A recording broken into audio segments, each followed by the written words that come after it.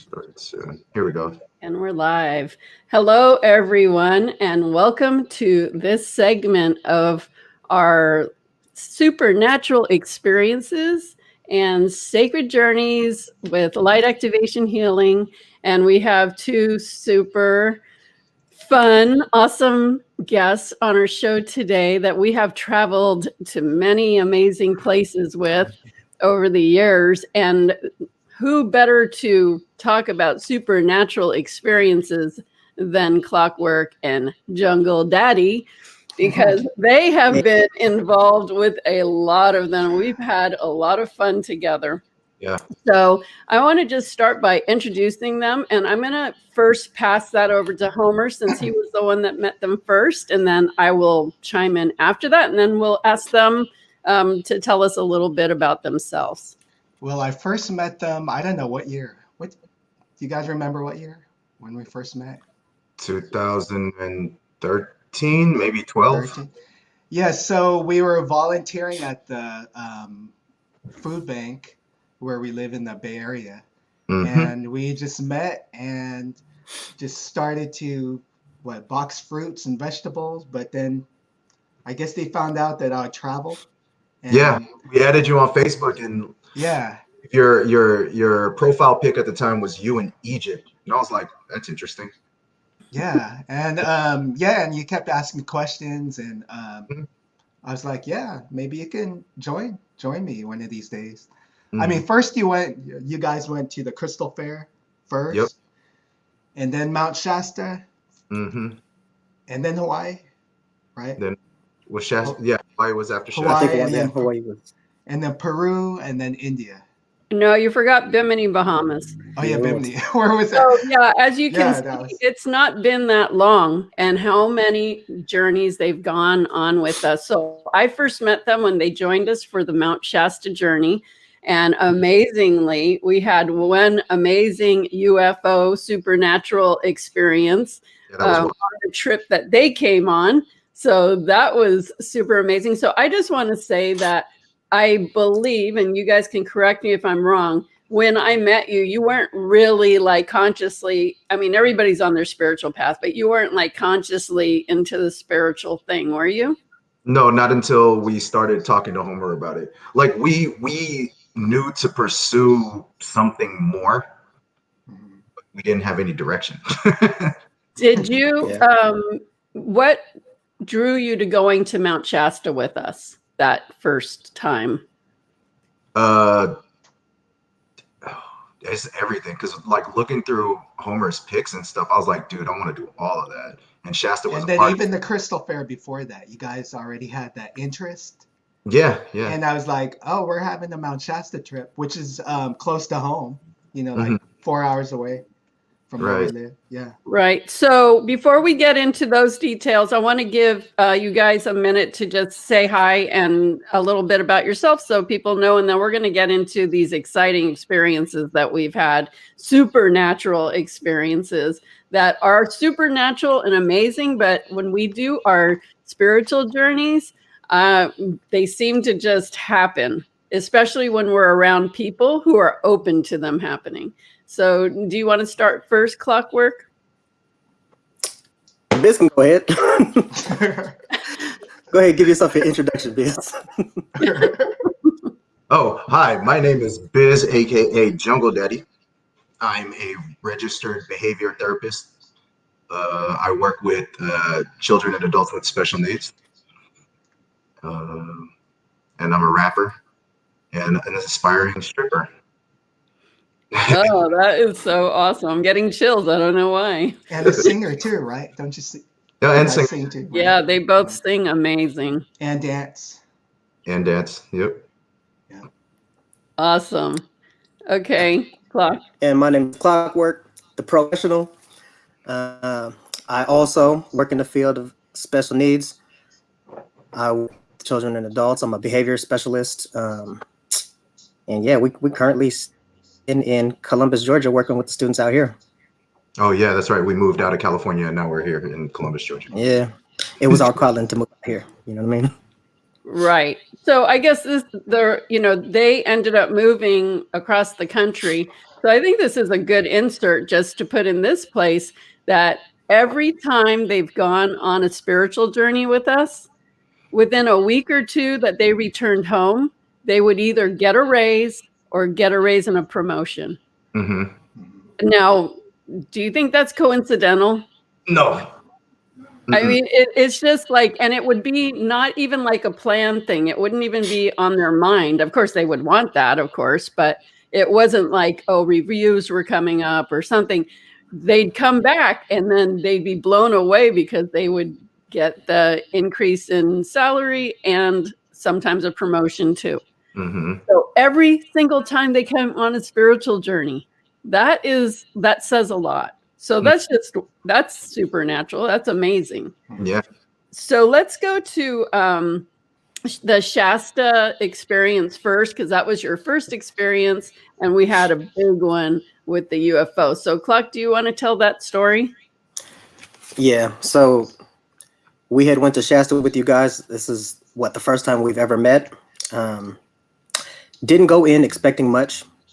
You guys told us that that there would be like beings. You would absolutely see something. And I'm sitting here like, okay, I was expecting to see nothing, like honestly. And then we went up to Panther Meadows, right? And it was just like a little parking lot, like to the side of Panther Meadows, whatever. Waited till the nighttime. And can we cuss? Sure. I have to let you guys do that because that's your language. That shit was crazy. That's very authentic. Yeah, that shit was crazy. Like, so we sat there. I remember another one of the people who came with us had taken a picture and they showed it to us. They're like, hey, Cindy, excuse me, what is this? And showed the picture to us. And like legit, it was like a movie scene where it'd be like, da, da, da, and you zoom into it. And there was like a little floaty thing on the side. And I was like, what the fuck is that? Why is that there? Like, that's what started it off. Then the night came along and there was legit some weird things that we could not identify at all. Mm-hmm. There was flashing lights in the sky that looked like camera pictures. Like, and then the craziest thing for me out there was we saw two beams of light like come together like this, and we didn't know if they were, satellites or shooting stars or whatever, but they legit stopped, like they were conversing, and then one went like north, one went south, and then they went their separate ways, and we all saw it. Every single one of us who were there. Yeah, we're just like, yo, that was the shit. That was cool. The whole time, Homer's in the background beating his drum, bam, bam, bam, bam, bam. We're just like, yes, lasers. Yeah. Liz was all cussing. Come to us. Let's see.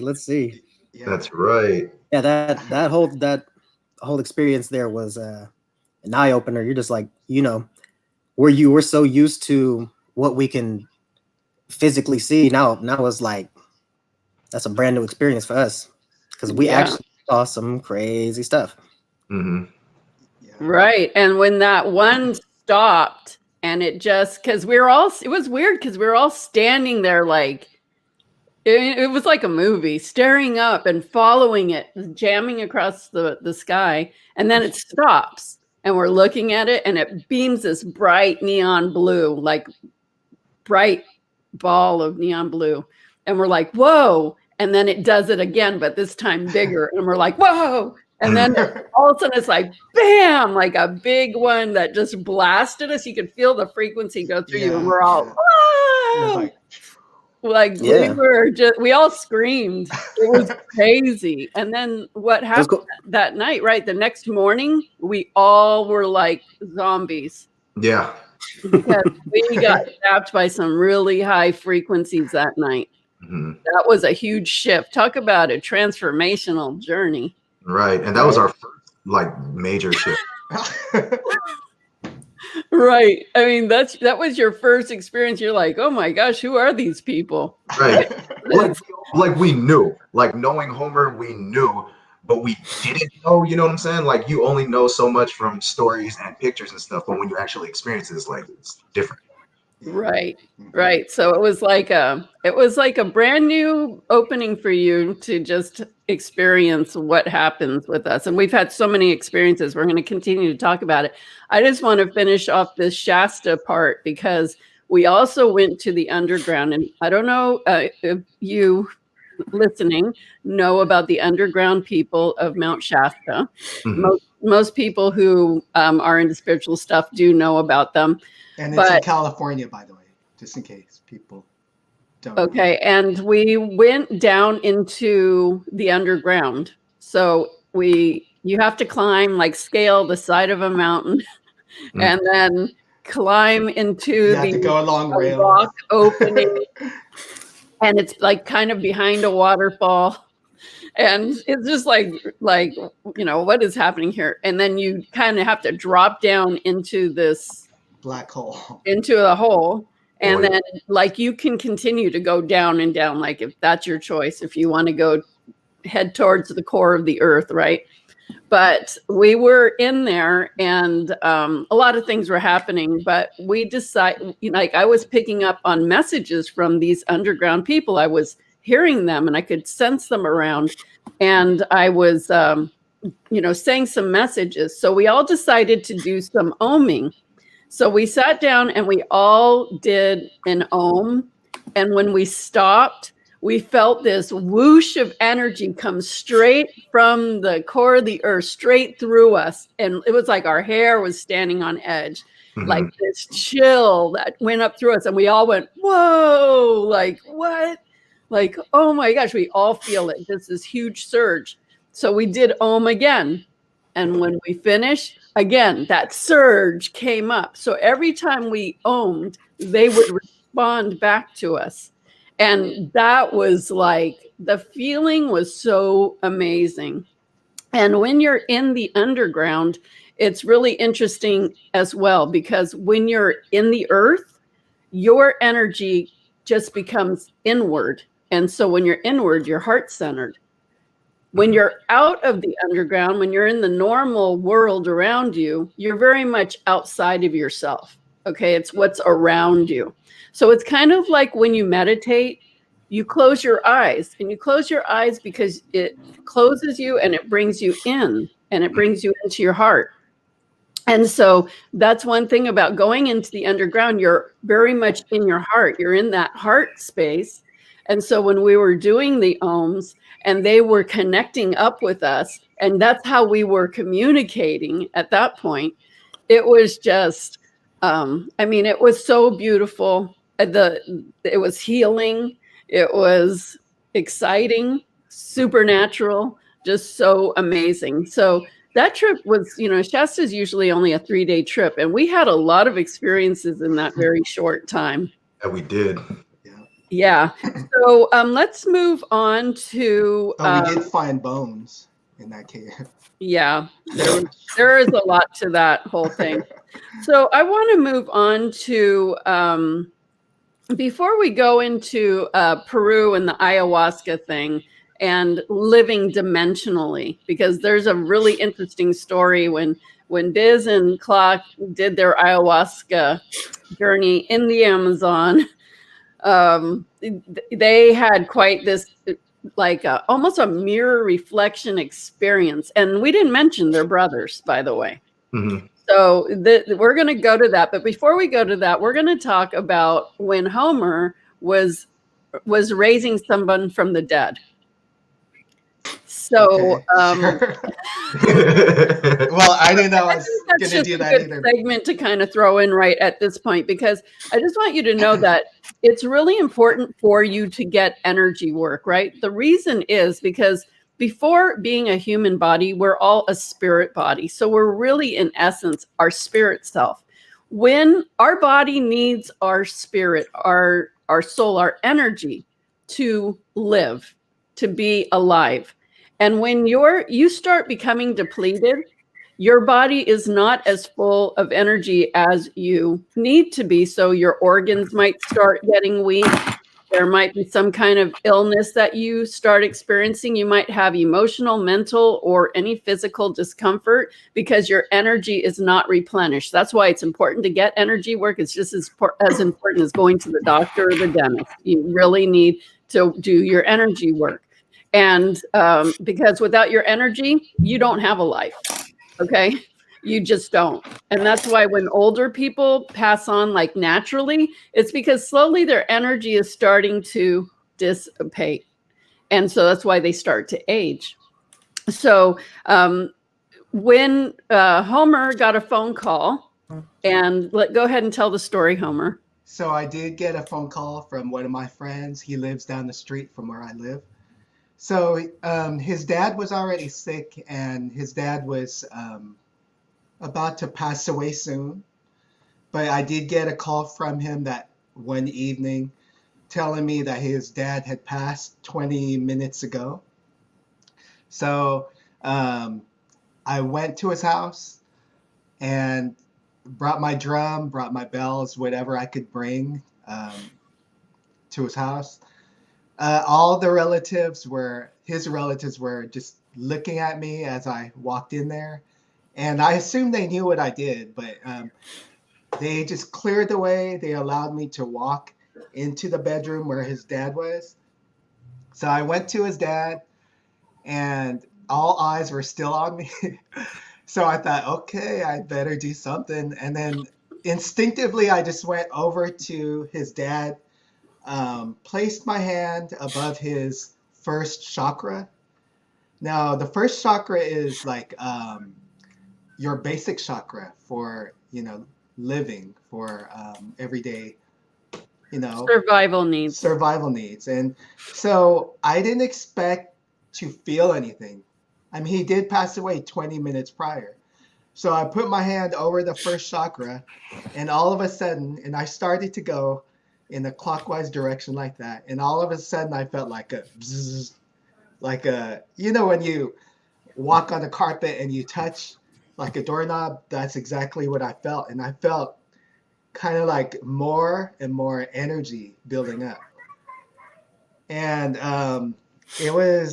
it took me by surprise, and I just had to go with it and pretend like I always felt that.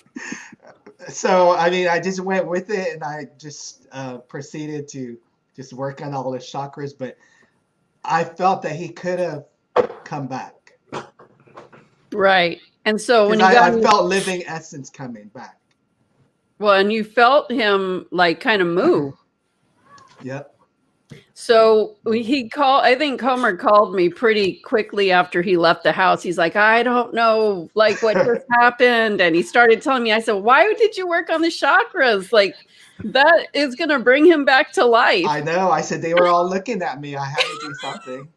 And so I was like, you're restoring his energy, and that can bring him back to life doing that. Like you probably could have brought him back to life at that point. And so we have this technique with light activation that we can bring deceased back to life. And we have this offer, like we can bring you back to life, but if by chance it doesn't work, you don't have to pay. Because you're dead. But that's really interesting. I mean, that's how powerful energy really is. And then, so do you have anything else to say about that, Homer? No, I mean, I was just, I was very surprised, and I didn't know whether to proceed or to just end it. Because I was in between, and I was thinking, oh man, what if he did come back? The family members would be freaking out. So I left you it at would that. Be freaking out. Yeah, I mean, because I know everyone has their divine contract, and I didn't want to mess with it. And of course, I wouldn't be able to bring him back if that wasn't in his contract. Right. If he was meant to leave, that was going to be the case. He wasn't going to come back. But to feel something where he could have come back, that was a new thing for me. Yeah, that was and a possibility. Right. So just staying on the deceased level for one more thing. This was a pretty cool supernatural thing that happened many years ago. I knew somebody where his mother had passed away. It had been pretty recent. Maybe 6 months or something, but he was still very, upset and stuff. Well, he told us the story that somebody called and left him a message on his work telephone, and it sounded like his mother calling. Like there was a lot of static, and she's like, "Hello, hello, hello," and that's all that was said, and then it hung up. And he came and he told us, we were in this class, and he told us this story, and we're like, "What? Whoa." Well, that next week, the teacher got a similar phone call on her answering machine, where she picked up the answering machine, and it was very static, and she was hearing hello, hello, like a woman. It sounded really far away, but you could hear her say hello, hello. The next week, I came home from my class, and I had this, how old it is. I had an actual answering machine. I had the same call. Staticky, distant. You could tell it was like another realm. Hello, hello. I mean, okay, 3 times, that his mother was certainly trying to get through, but I have never had a deceased person call and leave me a message. So these kind of things can happen all the time, Especially So with us. yeah. Interesting things always happen with us. Yeah. Yes. Okay, so we're going to move on to another one of the trips that Clock and Jungle Daddy went with us on in Peru. And when we travel Peru, we work with shamans in all different regions of Peru. We do a lot of ceremonies. It's super transformational and amazing. We experience the jungle, deep in the jungle of the Amazon. We experience the mountains in the Andes and everything in between. And it's just, wow. And if you're really interested in kind of seeing a little view of what we went through every day, I actually have videos of each day on my YouTube channel. And you can see it's real. It's real. It's very real. So Biz and Clock both and another friend, Alma, went and did ayahuasca that particular time. And I wanted to talk about, we have been talking in some of these live streams about experiencing multi-dimensions, interdimensions, and how we have many lifetimes going on at the same time. And so there's a lot of depth to this supernatural story that they're going to tell about their ayahuasca experience. And I just find it super interesting. We did ayahuasca another trip prior, and we didn't have this kind of thing. It was like a completely different situation. But so you never know what's going to happen. But whatever happens is the healing and the insight that each person needs. So which one of you want to start? You guys pass that baton back and forth. Okay, I guess I'll start it because I had the first major thing. Let me see. So I didn't think it was working. So I asked for a double dose of the ayahuasca, and that was the wrong move because that blasted me straight off. And I remember what Homer told me. He said you have to ground yourself in this reality beforehand. So I already came in with that knowledge. So I did that. I told my spirit self, my shadow self, that I'm only here to play for a little bit, but I need to return, because I knew he would want to stay there because it was a place of infinite dimensions. It was timeless. There's no time there. I found the connections, and I was like turning all your senses to infinity and accessing them all at the same time. So when we come down off of the ayahuasca. Wait, can you say that one more time? Because everybody needs to sit with that. It was like turning up all your senses to infinity, as high as they'll possibly go, and experiencing all of them at the exact same time. Yeah. register that for a minute. Yeah. Ding. That's exactly what it was, and that's how I that was the message I got. Is like that's why monks meditate, so they can have that concentration and be able to focus in that realm. Because if not, then it's just a burst. You're just kind of everywhere, and you're lost in the ether. But when you're able to focus, then you can traverse that plane. And when I came back, we were on our way back to the cabins where we were staying, and I had a seizure. My family has no history of epilepsy. I've never had a seizure before in my life. I had a seizure. I was woken up by the shaman, and we were on our way walking back to the cabins, and Clock sat down next to me, and he had a seizure. We don't have a history of seizures in our family at all. Clock, you want to take over? Because when I had the seizure, that was my subconscious and my spiritual side wanting to go back and play more. You know what I mean? I've always had this weird relationship with my shadow side, where he'll listen to me, sort of, but like he wants to do his own thing. So that's what I think happened, and Clock had the exact opposite experience as I did. Yeah. So as he was out in the ether playing, I straight died. Like, okay, so let me rewind back to when we actually took it. When we took it, I started seeing things like through Netflix. So you know how you just scroll through channels and stuff. I would scroll through. I would see like the forest, and then I'd be like, nah, I don't want to, see what's up in the forest. Let's see what's up in the mountains and stuff like that. At this whole time, our shaman is beating the drum and stuff, and he's literally transforming in front of me into, because our shaman was called the Gringo shaman, right?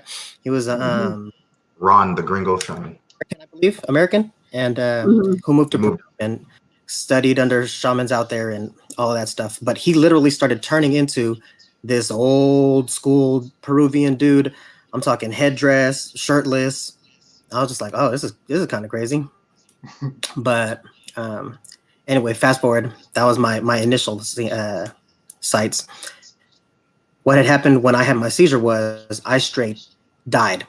Like it took me into eternal blackness, like just straight darkness. No sight, no sound, no feeling. It was just a consciousness floating in darkness.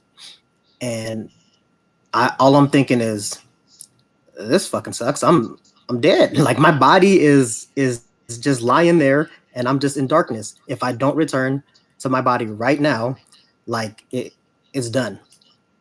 And it was almost like a Phoenix rebirth. You know what I mean? So I seen a light, and I was like, ah, shit. Do I go into this light? Is this gonna be the end? But then the light started opening up, and then I started seeing familiar faces, and I was like, yo, that shit was too crazy. Familiar faces of deceased people? No, familiar faces of the actual people who were in reality there with me. Like they were waiting, like, get up. Oh, okay. Yeah. So actually, that was when like, that when you had your seizure? That was during my seizure. So during my seizure, that's what I saw. And then immediately after, Biz had a second seizure. I had another seizure. Biz, go ahead and take that thing. Yeah. Well, after Clock woke up, I remember because I was the one in his face trying to get him up. I wasn't slapping him or anything. I was just trying to reassure him that it was okay, that I was just there and it's all good. You can come back now. Like the thing I kept hearing was awaken. You need to wake up. Just wake up. It's all good. But as soon as he woke up and he was cool, I had another seizures. I went right back. It's like we were trading places going to the spirit realm, but he was experiencing the opposite, like the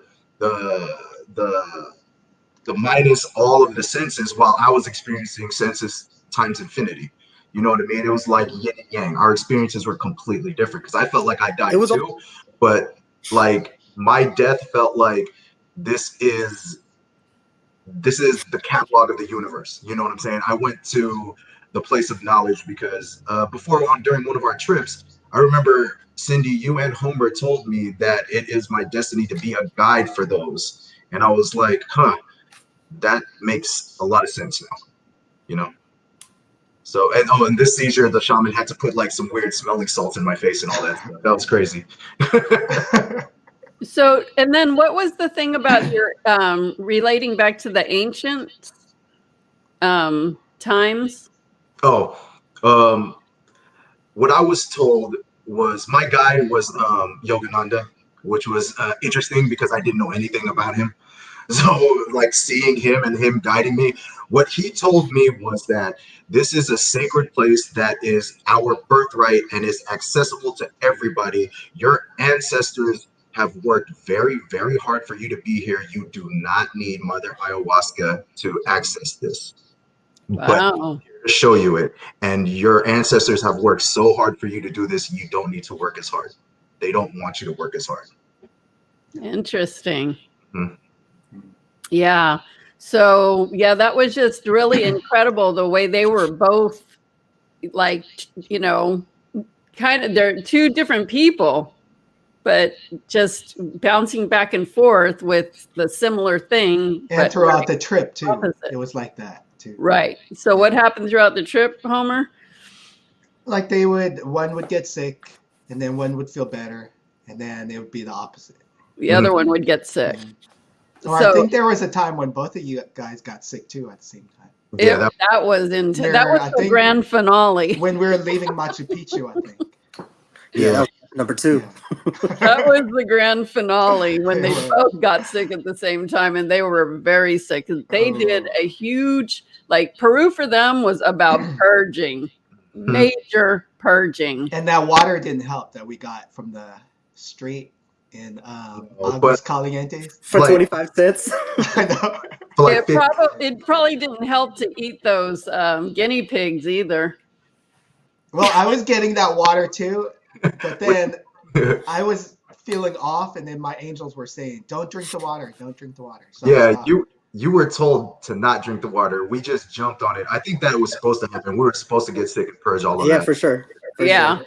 Mhm. Yeah. And plus, the ayahuasca doesn't leave your system the day that you're done with it. It'll stay for another week, a week and a half in your system.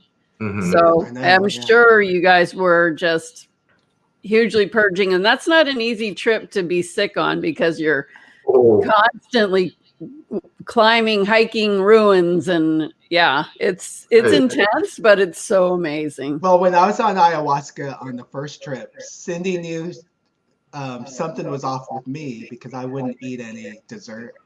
He didn't even get up to eat. And then he got mad when we offered him dessert, and he would never get mad about that. And then when I told him to sign his name, it was like all crazy. And I'm like, Homer. Oh, and I told they had a party for us in the Amazon at our lodge the next night after we did ayahuasca, and we were all still like, of course, feeling it. But they were having this party, and they had a little band, and we were dancing and stuff. And Homer usually loves to get up and dance and just be the life of the party. But he's just sitting in this chair, like stunned, like not even moving. And then he gets up and he says, "I'm going to bed." And I go, Homer, you are the most boring drug addict I've ever met. Like, Homer is a boring drug addict. Don't give him anything. I remember once he had like this much, like basically a sip of a margarita, and he was sick Oh. for the whole night. Like Yeah. just a sip. So he's not good with Or those- a little bit of marijuana yeah, Oh. yeah. in Amsterdam. Yep. Amsterdam and India. Oh, yeah. Right, India. And I didn't even inhale. No. And I was coughing. Tosh was trying to teach you how to do it. He said you were doing it wrong.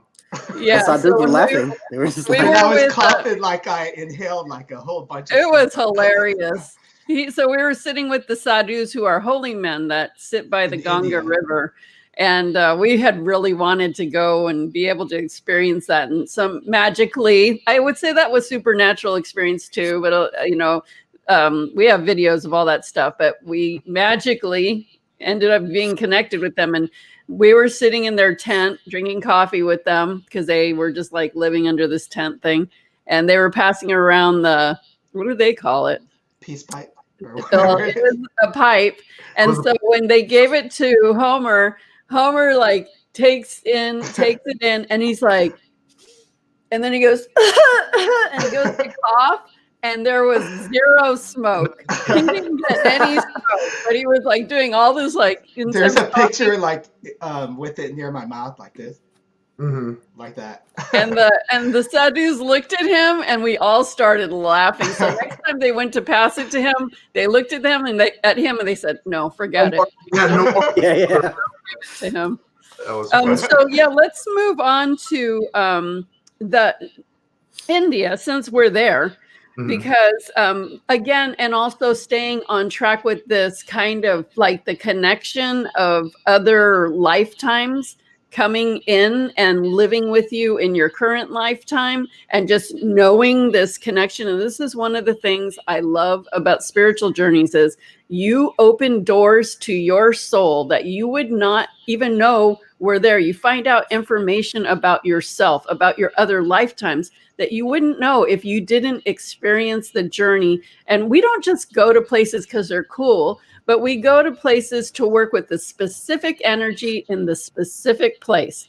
And then we have a point of the journey. We're actually doing a process with all the different places we go. And so we know why we're going, but then we only find out why we really went when we start having these supernatural experiences. So part of the India trip, we were traveling all over the place, and we went to the Thar Desert, which is very far out, and in Western India. Yeah, and that's just an amazing place to be as it is. So as we got to the desert, we had to drive deeper into the desert to stay at our tent safari, our luxury tent safari. And we were going to spend the night there because we were going to do a camel safari and a Jeep, 4-wheel drive, crazy sand dune thing. But so we were driving in the car through the desert at night. And Biz, do you want to start with your story? Yeah, I was hearing whispers, and I'm like, I know what it is. There's a fire spirit out here. There's something out here, and I seen sparkles like in the horizon, and I was like, oh, that's a jinn. So I knew right away. And talking about connection, I was first given and introduced to the fire spirit by Victor in Peru.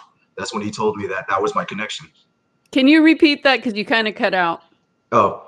And talking about connections to everything else, I was first given the fire spirit and the connection with the fire spirit in Peru by Victor. Right. That's so when he.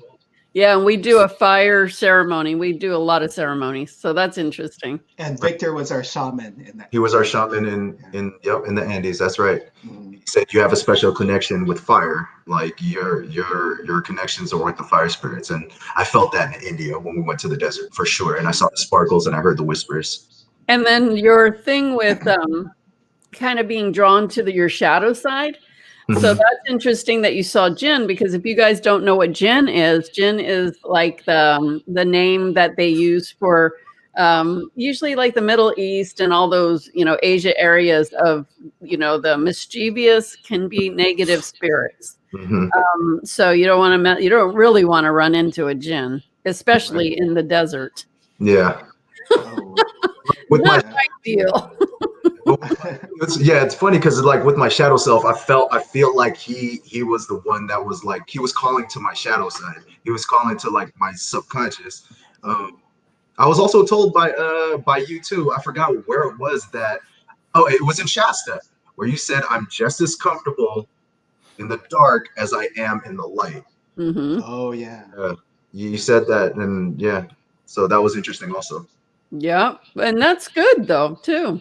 But then you just have to know what energies are coming around you, because then you could be tempted either way.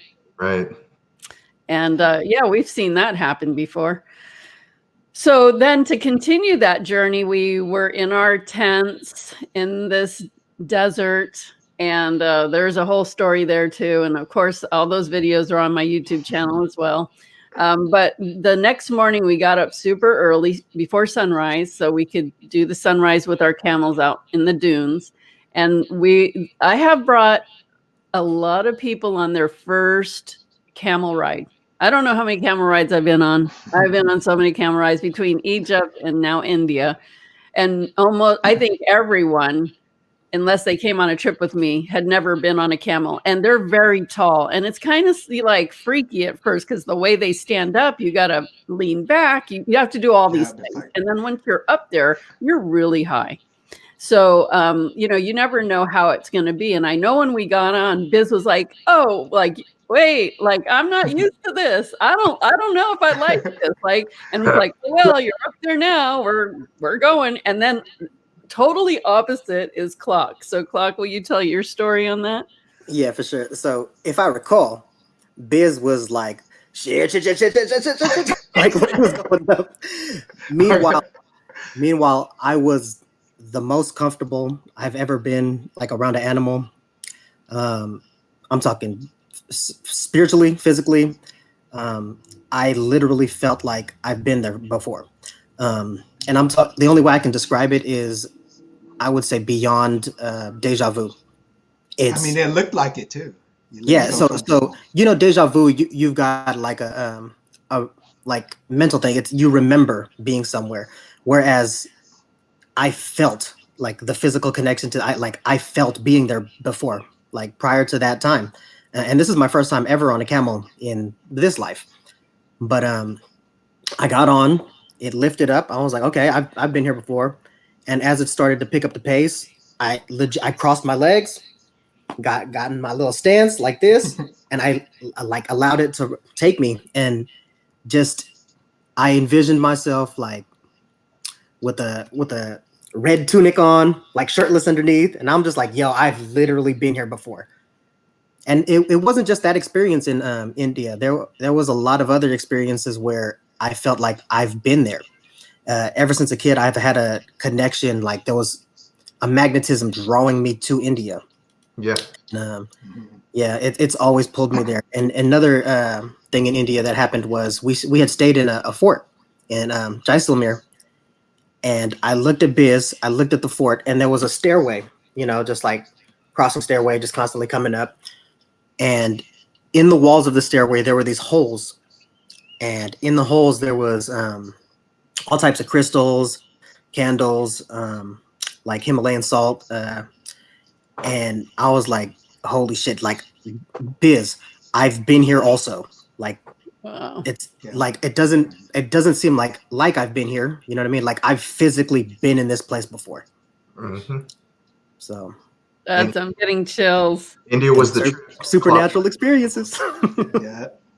Yeah. And then, talking about Clock's connection, we were in Jaipur at one point, and his name, wasn't your name on a... Yeah, I took a picture next to it. Oh, yeah. I kept walking around shaking hands with kids and stuff, and I was like, they want me here. They want me to be their mayor. Oh, yeah, it was like you were a politician. Yeah. About that. That's funny. That was hilarious. Oh, the funny thing about that India trip is, they say like, oh, women have to be careful in India and everything. I was so safe because all the guys were more interested in talking Biz's muscles than they were me. Like, it was like, oh, are you their mother? Like, and I was like, no, like they couldn't figure out what all of our relation was, but the guys were all over Biz and Clock the whole time. I was like, I don't have to worry about nothing. They don't have to worry. It was so funny. And then that one guy said to Biz, I want to be your first one. Oh. Of that weirdness, that our guide.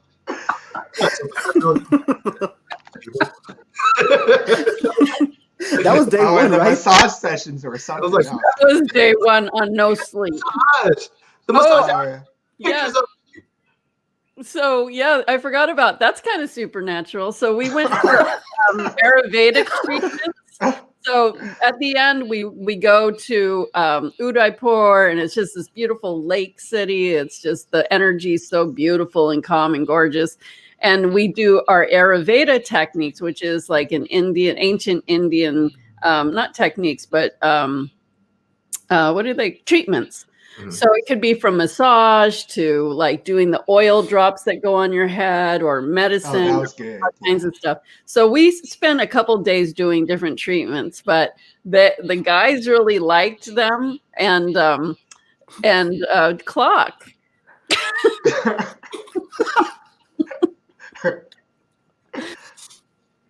Go ahead. Go ahead, Clock. Didn't they touch your TT or something like that?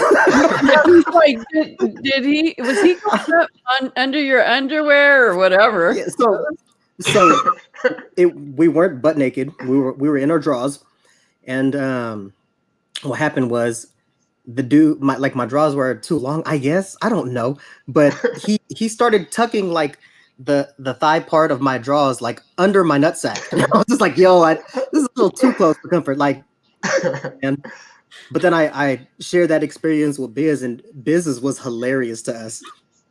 Go ahead, man.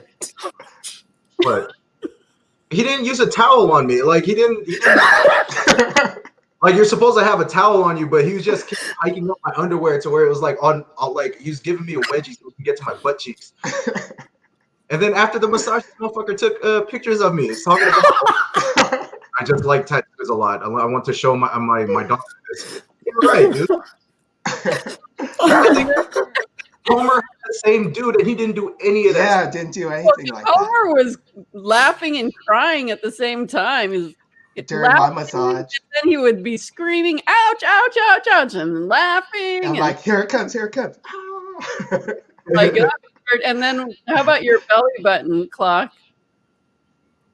Oh, like what was it? It was like I don't know. There was like oil in there, and he's just like dabbing. Like it was just so it was odd. You know what I'm saying? Like the when they were doing the whole third eye massage, it was amazing. You felt that was amazing. This is great. This is great. Something weird is happening. Plop. It's just like what? I don't understand. Like I like the third eye massage, but I never felt comfortable because my TT was exposed. So for those of you who don't know, TT is wiener in Tagalog. Yeah. So yeah, that was a supernatural experience. Well, we had a lot of them there. So one really amazing thing that happened when we were in Egypt, not Egypt, in India, was there's one of the goddesses named Lakshmi, and she's the goddess of prosperity and money, and she is depicted, tossing golden coins, and her message is always really sweet and really supportive. And she always says, don't worry. And she's, tossing out golden coins. Like, don't worry about the money. It's here. So me and Homer, and we all kept saying, they would tell us, oh, the price of something, and we wouldn't want to pay it. So we go, we need to ask Lakshmi. We need to ask Lakshmi. We can't pay that. We need to ask Lakshmi. So one day, Homer we were all in the scarf store, silk scarves. That's when we were staying in the ancient fort. And the brothers, you guys went to work out or something. And then so me and Homer were, getting scarves, and Homer was buying a lot of them for family and friends. And so, we were going through the whole thing. So he finally says, okay, I don't remember the exact amount of money, but I'm just going to make it up. And it was in rupees. So we'll just say dollars. So he said, it's $40.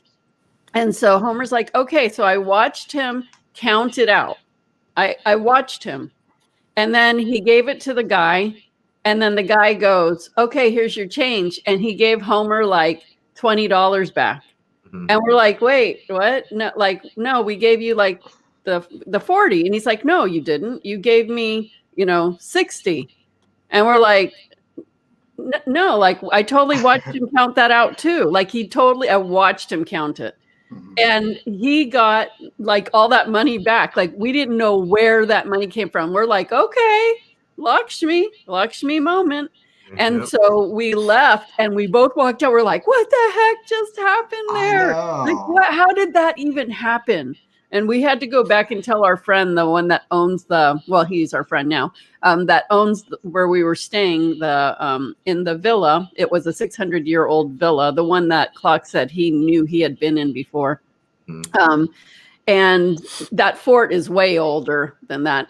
The fort is like ancient. But we went and told him what happened. He goes, whose shop was it? So we told him, and he was just like, whoa, like, that's weird. So we kept having these Lakshmi moments where we just kept saying, well, we have to ask Lakshmi. We need to ask Lakshmi. And money would just keep And coming. money would appear, or people would give us stuff for free. Like I bought this top the last day and we were talking about Lakshmi and how we're going to ask her for help. And so then they gave me a free scarf, and we would just get either free stuff or get more money or have. But it happened even a week after we came back, like back home. People would give me change when they didn't even need to give me change. Right. So I'm thinking, wow, it's still going on. Right. And I remember we had some other money things happen when we came back, and we were like, wow, those Lakshmi moments, man, that stuff is real. Yeah. So it's true when you align. I always talk in these segments about aligning to different energies and knowing the kind of energies you're working with. Because if you can align to an energy like Lakshmi, who is tossing golden coins like it's just a normal thing, we were in her vibe. So it was just naturally occurring for us. And so it's just amazing when you know how to align with certain energies, and then you can experience those energies in your dimension. They're in an unseen dimension, but we in the human dimension, because we're aligned with that dimension, can now experience that. So that's pretty cool. So Homer, I'd love for you to, and we're going to do a little few mini reading healings coming up, and they're going to be about what you need to know about your spiritual path right now. And so just hang around. We're just going to tell. Or type your name in the chat room. Yeah. Actually, if you're here, please say hi. I didn't even say that because we like to know who's here. And I've been saying hi to the people that have been saying hi. And also, if you want one of the little mini healing readings, put that in there. Say, I do. If you say I do, I'll know that you're interested in that, and we'll just pick some random people. But before we do that, I want to talk about Homer. You really created some really cool supernatural experiences on a few places that we went to, and I'd love for you to share that story. Yeah, so I'll begin with Sedona, Arizona, because we were at, where was it, like near a stream? No, we were at Cathedral Rock, but by the river. Yeah, so Sedona is known to be very dry. And on that day, it was dry and it was hot. And I had a little flute that a friend had me borrow, or let me borrow. And I was just playing the flute. And I was able to play it with these long notes when I played the flute. Like it would just be really long. And I used to play the saxophone, and I couldn't even play those notes when I was playing the saxophone. So I was amazed at how those notes would sustain. It was beautiful. It was like something was channeling through him, because it was just a little Macarena flute. And right across the stream, I was seeing in spirit form Native American people right across from us, but tapping into the sadness that they were feeling. So this was the song that I was playing when I was playing that flute. So that sadness, and then before I knew it, it started to rain, and it came out of nowhere, and you could even smell sage leaves being burned too. Right. So we were all sitting on this big rock right next to the river. We all had instruments. We were kind of in a trance playing them. Like we got into this rhythm. And I remember my eyes were closed. Homer's eyes were closed. And we were just like in this moment where the music was just happening. And it was hot. And I mean, that was okay. But we were by the water. And I looked over at Homer, and he actually had his hand out. And he was going like this, and it just started raining. But there was no clouds. There was no clouds. It was a sunny blue sky. So there was rain coming down with no clouds. Yeah.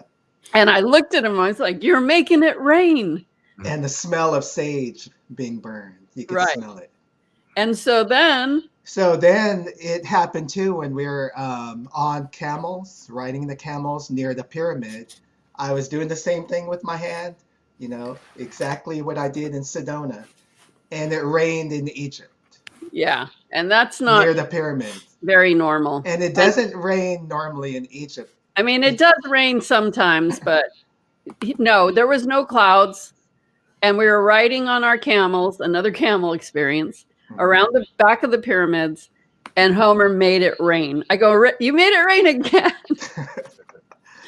So, you know. And I was trying to do that with the California fires too, to right.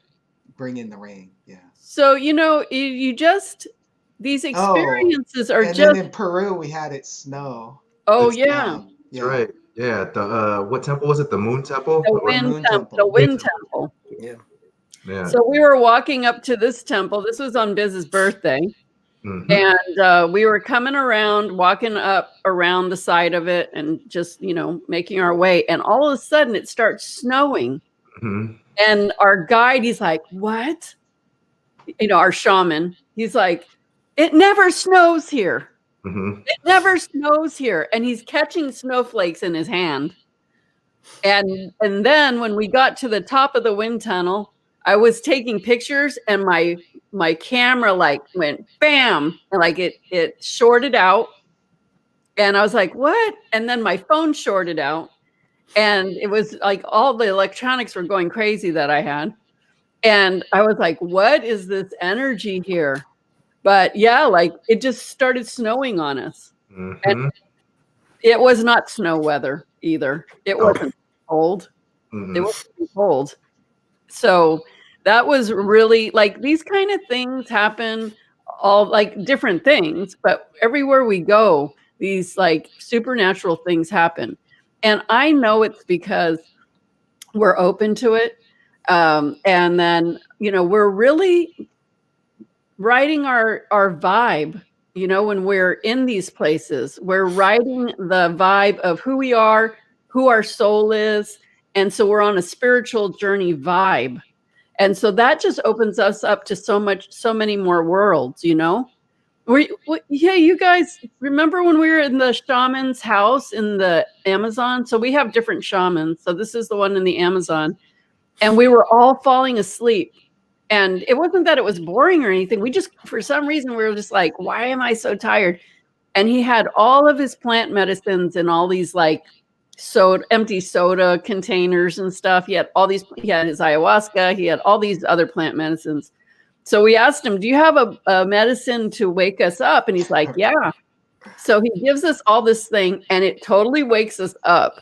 But then it makes us laugh so hard, like laughing and happy. And I mean, it didn't feel like we were drugged, but we were just so uplifted and high in that way. It turned us up. And then we left to go to the town and we have to cross this bridge. And the first time we ever went there, that bridge was like in great shape. It was like pretty new. But this time it was like falling apart. I guess too many missing wooden planks on the floor. There was missing planks. There were loose planks. It was so dangerous. Video game. And here they are running on it. And I'm like, you guys are crazy. And then, but it was like made the experience even more crazy because we were already like in this weird kind of, you know, not weird. It felt good, very happy energy. And so whatever that plant was, I don't know why I didn't buy more of that to take with us on the trip. You said too there. You said that there. You should like afterwards. You're like, I should have bought some of that. Why stuff. didn't I buy some? And, next time we go, which is next year, I'm definitely gonna buy some of that from him because I really liked that. It felt really good. And also one of the people in our group, Alma, she was sick, and so he went out to the plants, the trees, got one that was needed, made up a whole brew for her, and sent it off with her so she could heal that problem she was having. So it's really exciting. But yeah, you know, plant medicines have a vibration. They have, you know, they have their own life force too. And especially in the Amazon, it's so pure, so raw. You're getting it like straight from the tree. And imagine the shaman putting his energy, his prayers into it, you know, his blessings. So that was just really exciting. There was one other thing that I was going to talk about that I totally forgot what it was. Which trip? Good question. Hawaii. No. No. Oh, well, no, I didn't want to talk about that. I mean, that's cool. We could. Yeah. Bimini. Yeah. I think I don't know. Was there anything from Bimini, you guys? So our cameras were shorting out in the healing hole. In the vortex. In the vortex, Yeah. Yeah, that place is so magical. You know what someone wrote? Somebody saw recently a video on my YouTube channel that was about the healing hole. It was weird and random that somebody saw that and commented today. And he said, the real fountain of youth is the healing hole. Mm. That's for sure. I believe that. Yeah. That is. Yeah. Mm-hmm. So, well, you guys were in Bimini with the sharks. Yeah. When we went for a wild dolphin swim, and we jumped in the water, and we saw a few sharks, but then we saw a lot of sharks. So why don't you want to tell a story about that? Yeah, go ahead, Clark. Well, initially we went out there for our little excursion with the dolphins. A couple people jumped into the water, and then they started panicking. Did any of us get into that water at that time, or no? We didn't get in the water yet. I don't think any of us did, because somebody started panicking, but they were just like, shark, shark, shark. The boat guides told us that they're just nurse sharks. They live on the bottom. It's fine. I don't think those people got in the water again. We all ended up jumping in there and saw some really, really awesome things with the dolphins. But me personally, I felt a real, like, it was almost like an electrical connection to the sharks. So I legit just started watching the sharks. So I'm following the dolphins, and I was like, wait a minute, shark. Let me see what this shark is up to. And I'm swimming along, following the sharks. But I was so connected to them that as soon as we returned to land, we got off. There was a couple of people, and they were like, hey, do you guys want to do a cage dive with the sharks? And you guys were like, no, not right now. We're hungry, all this stuff. And me, I was just like, hell yeah. I just had that experience with the sharks. I absolutely want to go in there with you. So I went in there, me and another person who was with us. We went in there, and it was amazing. Me, again, I had a connection with the sharks, and I'm also a dude who does really, really stupid shit. So I'm like sticking my arm out, trying to touch the sharks. These are sharks. These aren't the nurse sharks. Bullhead. Yeah. Bullhead sharks. Yeah. These are legit bull sharks, and bull sharks are aggressive. Yeah. Meanwhile, they're chumming the water, but like I have no, like my mind isn't there. It's just like, whatever, man. They're sharks. I'm trying to see what's up. So I'm sitting here trying to touch them. They're swimming by. It was amazing. But anyway, it eventually led to me eating at a restaurant butt naked. Yeah. So it really brought him back to his rawness, so raw that he didn't even get dressed. He just was in the restaurant naked with a towel on him. But we didn't know, that he only had that towel on, and he was having a good time in that restaurant. We were having dinner and having a good time. And then like eventually, whenever we made it back to the hotel, he's walking, and did someone try to pull the towel off of you or something? Yes. You're like, wait a minute. And you're like, we're like, Crystal. What? Yeah, Crystal and Crystal, who's in the chat. Who's in the chat right now? And they gave you the name Sand Dragon, right? Well, but they didn't know. That was a different moment. On that, I don't know if it was that night, but it was later. They didn't know he was naked, and they were trying to pull his towel off, and then that's when we found out that whole time he was in the restaurant, he was naked. That was like the most freeing experience. Like, have you ever eaten at a restaurant butt naked, just with the towel on? Because I have. So And riding the golf cart back too, man. And then I rode the golf cart back butt naked, just with the towel on, which was also free. And ain't nothing like the breeze.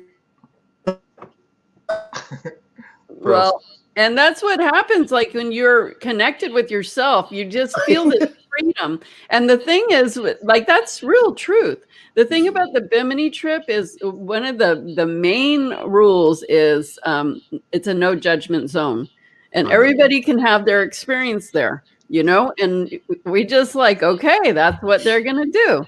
And, whatever these experiences of aligning with parts of ourselves that we've not experienced before, I think it's so important to always experience things that are different.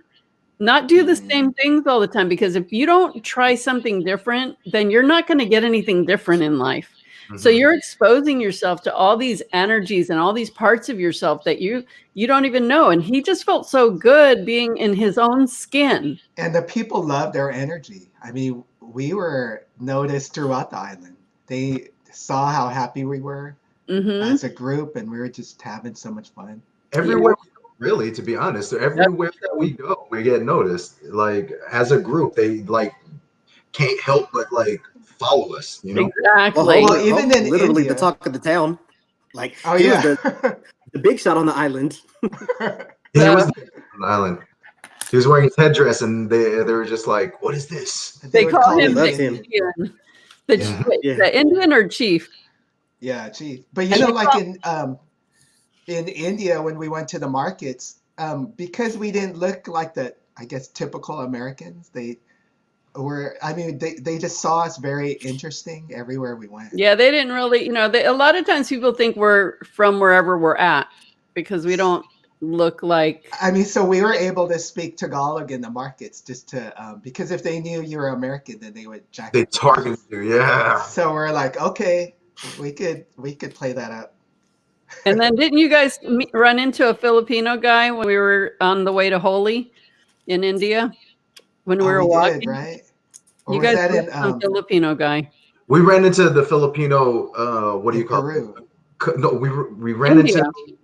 in India. We ran into a Filipino couple at the what do you call it? Airport. At the airport. No, Oh, yeah. on the way when we were walking to Holi. Remember those guys that were sitting on the side? Boy, you guys need some revive it all. Yeah, we I do. know. No, I think I remember. Sort of. Wow, he made a good impression. Oh, and Holy was really something. That was supernatural. Yeah, that was definitely. I was like in a trance. I wasn't myself. No, So Holi is when you get all of these different colored powders, and it's a And you wear white. celebration. And you wear white, and you go, and everybody's throwing the colors, and then you're just like all the colors. But Homer, something comes over him when we're in Holi. Like we all had a good time, but Right. Homer just had a knack for just going up to people and doing his thing and leaving them shocked. I was in a trance. Like I couldn't believe I dumped like a whole handful of powder on the girl's head. Like He just walks by and he goes, thunk. And she's like looking at him, and we're like, oh my gosh. Like it was so funny the way he would just like randomly just do something to someone. Mhm. And yeah, it was pretty funny. and I would target one guy. I don't know why. I just kept pelting them with the powder. So let me ask you guys, Clock or Biz, whoever wants, if you guys both could answer this. What is it like that makes you come back to do more journeys? Like what is the draw for you? I mean, obviously, every time you come on a journey, you get either a pay increase or a promotion or both. So that's definitely a plus, but I know that's never been your motivation. It's just shocking that it happens every time you come on a spiritual journey. But what is your main motivation to travel with us and have these different experiences? My main motivation is being able to experience the culture of the other people and their beliefs and all of their things. Being entrenched. What I love traveling with you guys is because we don't do the normal, what do you call it, tourist stuff. We do off the beaten path things where we connect with like how the people really, really live what they really believe in. And like, I love that, because when I feel that connection with another culture, like it just brings me back to myself. Like, yeah, we're all the same. We're all here at once. You know what I mean? And like, everybody has a little bit of information. Not one culture has all the answers. And when you're able to put together that information from everybody, it starts making sense, man. There's this thing that is connecting all of us, and we all got a part of it. That's my major force. And without you guys, I would just be probably getting drunk on the streets. So like, And we can do a little of that too. yeah, it's balanced. Yeah. Exactly. What about you? My answer is like a lot similar to Biz's. It's connection to culture, like via the roots.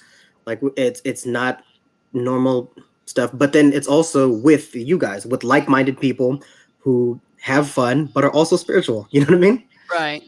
Yeah. So you wouldn't say that we're the typical, like a lot of, not to say anything about other people or us, but I guess we are just like how you see us is how we are. What you see is what you get. And Yeah, so, it's really it's natural. Yeah, it's not trying to be like, I'm not trying to be spiritual and let me act holy all the time. And I'm just going to walk in meditation all the time. Like, no, we're experiencing indigenous cultures. We get in with the people and sit with the people. We travel all over the place. And we would have our galactic connections too. Right. Throughout the trips. Yep. Right.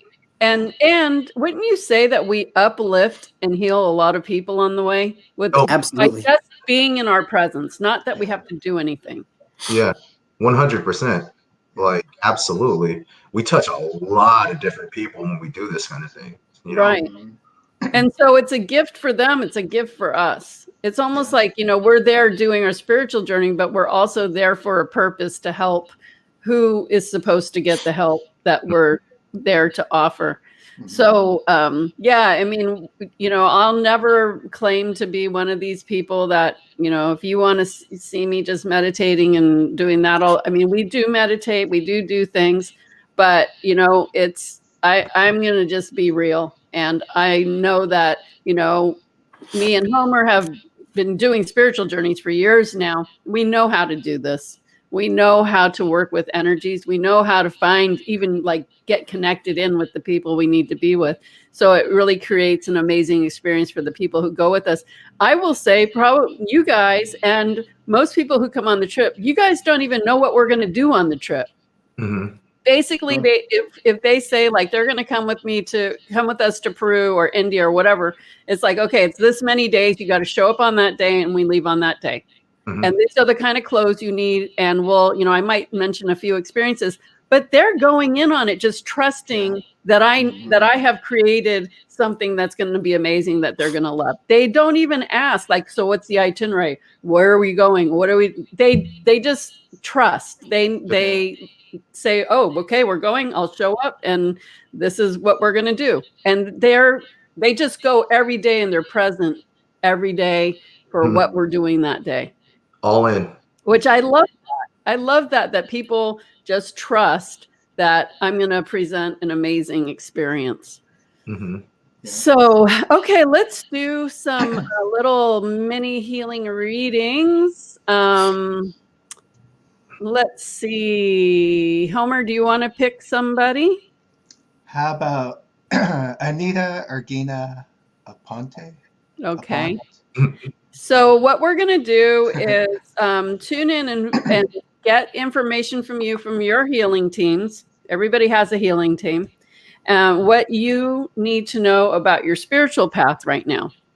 So what we'll do is tune in and start sending frequencies. So whoever ends up getting one of these cool little mini healing reading sessions, I just want you to relax. I don't need you to like type and verify anything. I want you to like close your eyes and just listen, because this is your time. This is like real current information from your healing team. So just be present with them right now. And, we'll send frequencies in to clear your energy and get some messages for you. So we'll just start, and I'll start, and then Homer will pick up, and then Biz and Clock can join in after. So Anita, just relax, and we're just sending in frequencies. So the first thing I'm hearing is you are just way too much in your head, and it's this is interesting. They're telling me that being too much in your head keeps you from being in your heart. Now, I know you're very heart centered. I know you. I went to high school with her. I know you're very heart centered. So it's not that you're not connected with your heart, but your head keeps you in your head because I'm hearing you're afraid of your heart, because that heart center is so big that you could do so much. You could, you could do so much spiritually for yourself and other people. But for some reason, you're protecting yourself from being hurt or harmed. And so what I'm seeing is a past life you had where you were like a spiritual leader, an intuitive, some kind of empath. I'm actually seeing you leading sacred ceremony, actually seeing you as a Mayan Oh, at the Mayan temples, and that you, I'm getting chills, that you had a lot of kids around you, and that you were a real presence for your community. And somehow you got sabotaged. Somebody wanted to make you look bad. And even though everybody really loved you, it kind of stripped you. It wasn't so much that other people were stripping you or making you look bad. It was that how you felt. You felt crushed. It was like you were betrayed. Your heart was caved. And so in this lifetime, it's affecting you because you're scared to connect on that level because you never want that to happen again. So, you definitely are a natural spiritual healer. Like if you really got into a practice of that, you'd be super good at it. And you're being called to walk on your path your spiritual path more consciously, because they're showing me that the path is there and you see it and you see the light and you know the light, you know all these things, but you keep veering off to the side and barely walking straight down that path. Like you're like on the outside, but you're not engaging in it. And so we're doing some clearing of that past life, where we have a technique where we do a clearing of that lifetime and any other lifetimes associated with something similar, to release that energy vibe from you so it doesn't continue to hinder you in this lifetime or any other lifetimes that you experience. Yeah, I'm feeling a lot in your throat chakra that needs to be cleared. Like you keep a lot in instead of saying something because you don't want people to not like what you said. Like this is all related to that being betrayed thing. You have a lot of wisdom, and regardless of people listen or not, a lot of times we're here to plant seeds for other people. You don't have to convince anybody. They can either take the information or not, but planting seeds is important. You will not be hurt in this lifetime. You will not be betrayed in that way in this lifetime. But that lifetime caused a lot of different issues as far as not being fully engaged with who you really are as a person and as a soul. Okay, Homer? yeah. So I was getting similar messages, what Cindy was getting. Definitely you're in your head a lot. And they were showing that your healing team were showing me kind of venturing off your spiritual path a little bit. So they were showing me you are a natural born healer. I don't know what your background is, but it does run in your family, the healing aspect of it. But they were showing me also the Mayan connection. So kind of what Cindy was saying with the Mayans. I saw you doing healings as well, but also there's an issue of, what Cindy mentioned about being betrayed. But it affected your confidence, so you wouldn't step up in your power. So I was getting afraid to step up into like leadership roles. So that kind of carried out in this lifetime a little bit. But I was seeing it really traumatized you in that Mayan life.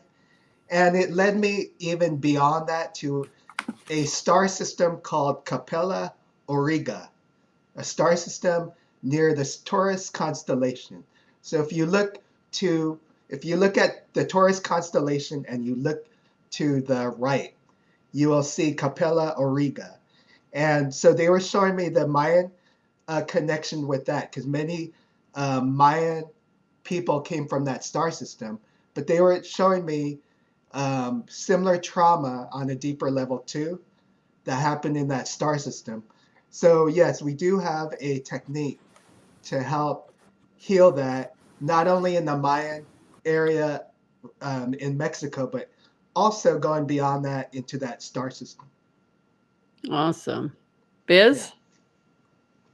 Yeah, I saw the branching paths and her veering off, but I mean, the branching paths also branch into more paths. So the further you go on, like the harder it's going to be to come back. It really did traumatize you. I see and I feel a loss of trust in yourself and in the universe, mostly in the universe and in yourself for trusting the universe in the first place. You can't do that no more. You got to listen to the universe. It's giving you the real truth. Got to have faith. Amazing. Clock? Okay, so personally, I'm getting like blockage, so I'm not seeing as much. But prior to Cindy saying that you and Homer saying that you are a natural healer, that's what was seeping through to me. You are a natural healer if you're not using that ability, whether it be with your job or your family, whatever. You need to actually use that ability because it's there and it's strong. You know. Yeah. Mm-hmm. Yeah. So thanks, guys, for adding that because that's really powerful. And the thing I'm getting is because you have been blocked off, that's your heart. That is also your soul essence. So that means you're blocking every other part of your life. So it makes everything in life harder to attain. Anything that you want, it makes it a little harder because to get what you want, to manifest what you want, your heart needs to be trusting and connected to spirit, to universe, to God, whoever your higher power is. And because you're blocked off and protecting yourself from that, you're not allowing that help to get in and work and guide with you. So what you really want to do is jump into this and really work on opening that heart and working with people, because then you're going to open your pathways, and your connection to your divine is going to be able to help you get what you want. So you've been keeping yourself away from successes and all kinds of things that you want because you're not living your truth. You're not being you. You're not living fully you. And that's one thing about these spiritual journeys is you become much more of yourself. You understand your soul more, and you become much bigger. So then you can allow bigger experiences to come into your life. I didn't mention that Biz and Clock obviously both took light activation healing as well. Of course, anyone who comes on this show is a light activation practitioner, teacher, master, whatever. So yeah, these they also are light activation healing practitioners, and I thought it was really important for them to do this to help them as well with their work with the what do you the Special needs kids. special needs. I was being challenged. Special needs children and adults that they work with. So they're very powerful healers because they deal with a lot every day on an ongoing basis. Okay, so thank you, Anita. So Anita said her dad was a healer. Oh. Her brothers are heart doctors. Oh wow. Whoa. Whoa. That's why it felt so natural. Interesting. That's why it felt so strong. Yeah. Wow, that is amazing. Okay, Biz, do you want to pick somebody from this, whoever you feel guided?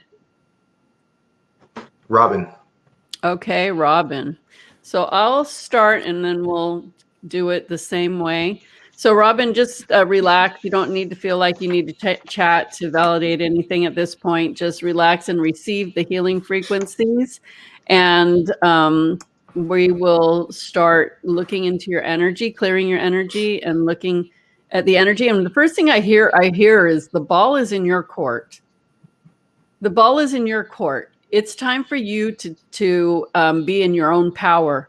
So again, these mini reading healings is what you need to know about your spiritual path. So they're saying the ball is in your court. It's time for you to be in your path. I sense that there's other distractions or people that they kind of distract you from you doing you.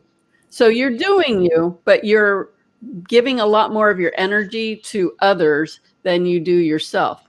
And I'm sure you've heard the phrase that you can't give to others until you give to yourself first. It's really true, because if you are putting off yourself, and what I'm hearing, denying yourself of your experiences, the things you want to do, the things that interest you, the things, if you're just living a, day-to-day life, putting your stuff off for the sake of other people, then guess what happens? Kind of similar with Anita, you are not going to get the things in your life that you really want. Now, you might get them. I'm not saying you're not going to get them. It will be harder, usually, or you may just not be able to get that certain thing that's you've always wanted, or fix a certain issue that's really been trying for you. It's like those kind of things will be blocked because you're not living fully you. So when you don't do that, then the universe can't fully support you. So we always we always have to take the lead with the universe. So when I always tell people, like, don't wait for something. Well, I'm waiting for this to happen. If you say I'm waiting, the universe will go, we're waiting, because she's waiting or he's waiting. If we say, well, this is going to take a long time to get, the universe goes, well, let's make sure it takes a long time, because they think it's going to take a long time. If you that's why you have to be like, no way. Like, one thing the four of us here do is when we want to do something, like, we'll like send each other a message. We have an ongoing chat that we have just to, keep connected. And we'll have an idea, let's do that. And then it'll be like, I'm declaring this. And everybody's like, we're declaring this right now. And when we declare, that thing's happening. Okay. So, and it's always, it's not selfish to put yourself first. The thing is, if you don't put yourself first, the universe can't put you first either. So everybody else will be getting what their needs met, but you're not going to get your needs met very easily. It'll just be very difficult. So I'm hearing the ball's in your court. It's time for you to take your power and start putting your position into power. Homer? So I was getting frustration and a buildup of the frustration, kind of to a point where, like a thermometer with when it gets too far up, it kind of explodes a bit. That's what I was getting, like a volcano almost. The frustration, it kind of felt even like a temper almost, like a temperature, only because there's a buildup. And I was guided to your lungs too, and just feeling overwhelmed. So I've been working on your lungs, and your head is getting in the way of your heart.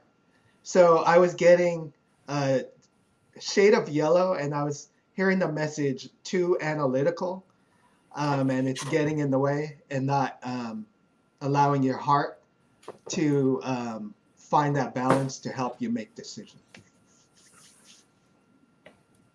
Okay, thank you. Biz? What I was getting is, be careful who you're giving your energy to. Like, there are some leeches around, and it might not even be like around you physically. It might be through social media or whatnot. But there are people and siphoning your energy. Wow. I'm feeling you got to take that right back. Send it into the light, transmute it, and take it right back, like right now. Right. You can send other energies to the light, and you can just say, okay, I'm releasing any energies that don't belong to me. I'm cutting cords to people and situations, sending it to the light, and asking to be filled back with my own energy. Okay, you can do that. That will help. Okay, Clock? What I was getting was, in essence, similar to mine and Biz's, where I seen a lineage of warrior, healer, warrior, healer, warrior, healer, warrior, healer. And I feel like you have both. And what needs to happen is you need to combine the two energies and to balance everything out. And that's what I was getting. But the energy was a lot similar to mine and Biz's, because we're both warriors and healers as well. Mm-hmm. Wow. Very powerful. So that's what you need to do. And if you even just take this little bit and start working on it, your life will start changing for the better. You're just going to open up a whole new part of yourself. So, do you guys have any last things to say before we close this out? Biz and Clock, I really appreciate you being here, and definitely I'd love you to come back because we definitely have more things that we could talk about. 100%. We talk for days. Right? Yeah. So, anything else you want to say before we close up? Yeah, everybody, trust the universe. Don't go against the flow of it. I tried to, like, a couple months ago. For some reason, I lost faith in the universe, and then here I am, and I'm in a new house, and I have a new job, and like, I should have never, ever, ever, and I will never, ever, ever lose faith in the universe. You guys have to trust what's happening and go with it. Don't go against it. Awesome. Yeah, I would say trust in yourselves as well. You can't allow self-doubt to weigh you down, you know. Yeah. So yeah, that's some really good advice. I have to say, I agree with that 100%. And I also want, what would you say, Biz, to people who say that they couldn't take a spiritual journey because of whatever excuse? I mean, you manifest what you say, so you just did that by saying it. Like, I would never ever do it. We declare right away that it will happen, it's going to happen, but you also got to take the step in that direction. You can't just wait around and let it just happen out of nowhere. Do small things, like what Homer said to me a long time ago. If you're planning a trip and you want to go on a trip, get your passport first, get your passport picture, start taking little tiny itsy bitsy steps in that direction. Yeah, like buy a toothbrush or buy this for the trip, you know. It doesn't have to be major, but those little steps will start building that momentum, and the universe will recognize that you're taking steps in that direction, and it'll help guide you there. I promise you.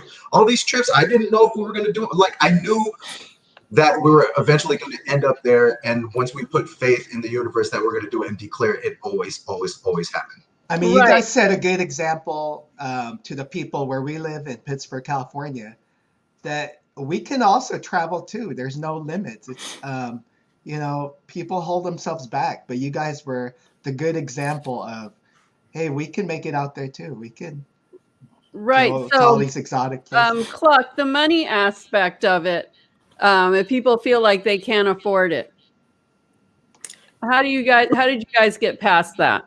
Because certainly you weren't taking these trips 3 weeks to Peru and India. You weren't doing that before.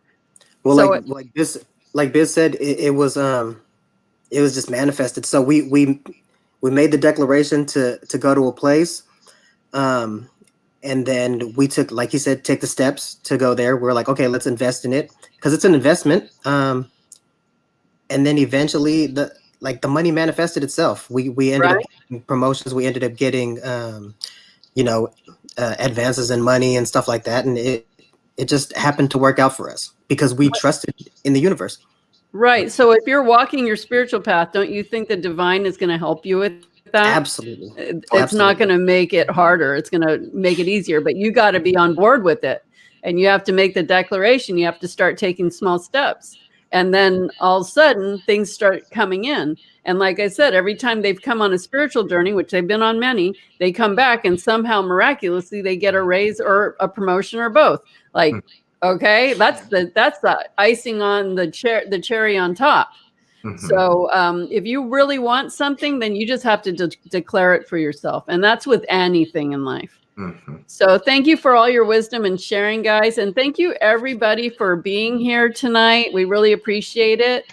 Friday, we have a really exciting show. It's going to be the Ancients and Aliens of Sedona.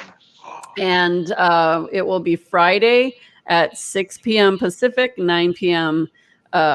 Eastern. So just watch for my announcement, and we hope to see you then. And we'll be definitely doing some kind of galactic readings. I haven't decided which kind yet, but we'll do that. But thanks, everybody. Appreciate it. Please remember to like, share, subscribe to my YouTube channel, all those things. It really helps. Thank you. Peace. Thank you, guys. Bye-bye now. Thanks, y'all.